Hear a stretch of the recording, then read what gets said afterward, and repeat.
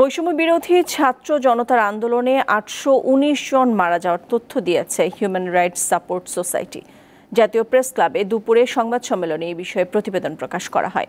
সংগঠনটি জানায়, ভিকটিমের পরিবার, প্রত্যক্ষদর্শী, হাসপাতাল ও বিভিন্ন জাতীয় দৈনিক থেকে মৃতের তথ্য নিশ্চিত হওয়া গেছে। এদের মধ্যে ৬৩০ জনের নাম জানা গেলেও ১৮৯ জন অজ্ঞাতনামা। প্রতিবেদনে আরও বলা হয়, নিহতদের মধ্যে ১৮ বছরের কম বয়সী ১৮%, তরুণ ও যুবক ৫১ এবং মধ্যবয়সী রয়েছেন ২৭%। প্রতিবেদনে আরও উল্লেখ করা হয়, শেখ হাসিনার দেশ থেকে পালিয়ে যাওয়ার পর সারা দেশে ৫ শতাধিক থানা, ফাঁড়ি ও সরকারি স্থাপনায় হামলা, ভাঙচুর ও অগ্নিসংযোগের ঘটনা ঘটেছে। প্রতিটি ঘটনার সুষ্ঠু তদন্ত করতে সরকারের প্রতি দাবি জানানো হয়।